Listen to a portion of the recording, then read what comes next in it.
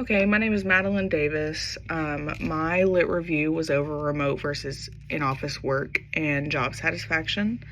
I chose this because I'm a senior at Cumberland University, majoring in psychology, so I'll have a bachelor's in psychology, and I graduate on May 3rd.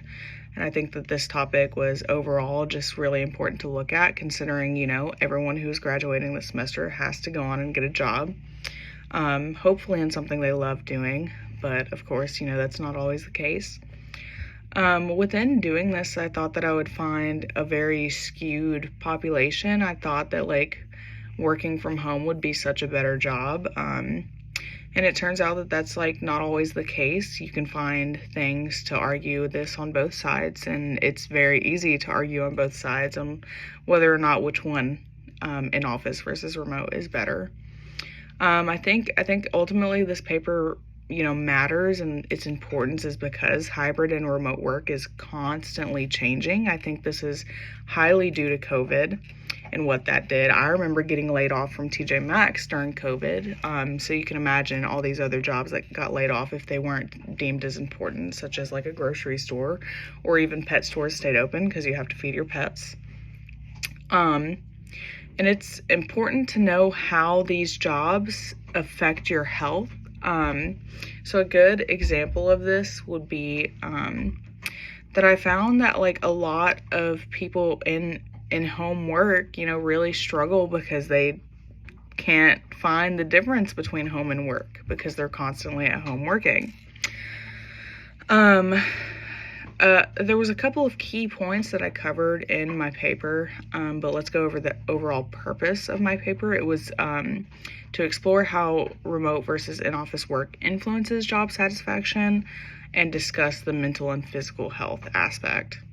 I also highlighted the role of organizational support, which overall is like a company and how much they support you, and then explain the importance of work-life balance in both settings. So the key points covered, one of them was the influence of work environment on job satisfaction. So positive environments ultimately create more motivational workers and lower turnover, whereas, more negative environments have higher turnover rates, which is essentially the way people can't keep workers, right? So remote work offers more flexibility and fewer distractions, but very high for, isolation and feelings of loneliness and not being able to separate your work from your actual job.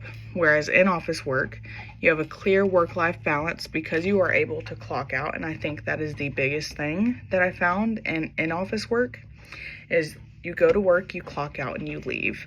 You get to go home, you get to do whatever you want at home. Whereas when you are working in a setting where you are always home, you don't really have a clock out. Your clock out is essentially logging off. And I think that's the biggest difference that I found, and something that really actually, made me change my mind, because I went into this thinking that people who work at home ultimately have higher job satisfactions, and that's just not what I found. And it actually changed my mind on quite a few of these topics, if I'm being completely honest.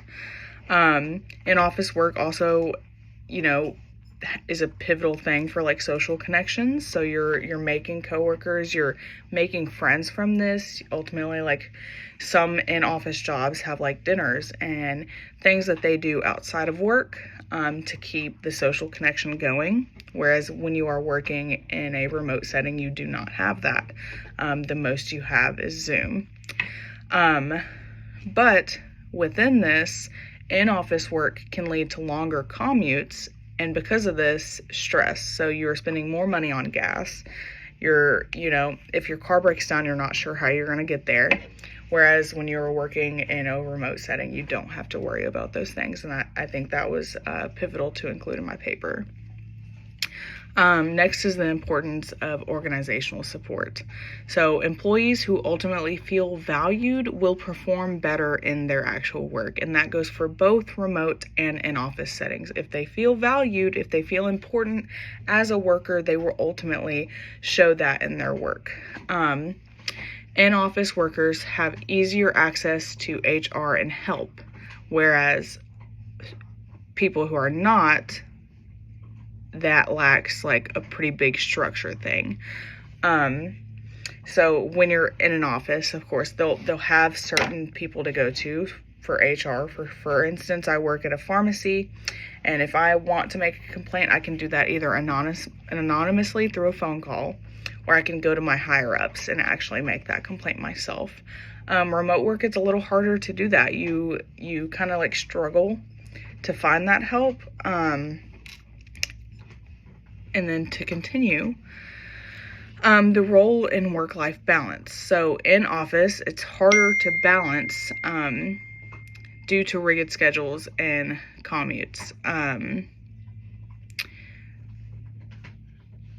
Remote is more flexibility because you're at home, and most people who work in remote jobs are able to pick their own schedules, but it's harder to, of course, separate from home and work life. But both affect emotional and physical well-being, and that was very obvious throughout my paper. So why overall is this important? Papers like this help companies to create better work environments for all employees. This is across the board. This isn't just like in office. This isn't just like remote workers. Understanding, the effects of work-life balance for both of these things can ultimately influence the work field as a whole. This also helps individuals understand the trade-offs between remote work and in-office work. They have further understanding of, what seems to fit their lifestyle better. Would they like working at home? Would they like that isolation? Or would they rather have a job where they can go and clock out? It highlights the need for strong organizational support systems. I found that jobs, who don't have organizational systems and don't have like a structure to them, have very low job satisfaction. It is very obvious that, workplaces that don't have a structure and don't have people to go to and don't have people for help have very, very high turnover rates. They cannot keep people. They struggle immensely. And I think that was very, very important to put in my paper. Promotes healthier work-life balance. So within knowing the things that we can fix within the work, we can ultimately help ourselves to know how to prevent burnout and how to prevent all these other issues that come from both in-office and remote work. The big takeaway here is that both remote and in-office work have pros and cons. I couldn't find one or the other that really had a better argument, because they both go hand in hand pretty well. Like, it's kind of hard to defend one side when there's so many pros and cons for both. But understanding these dynamics make for a better workplace and happier employees overall. So that was my lit review. Thank you so much for tuning in.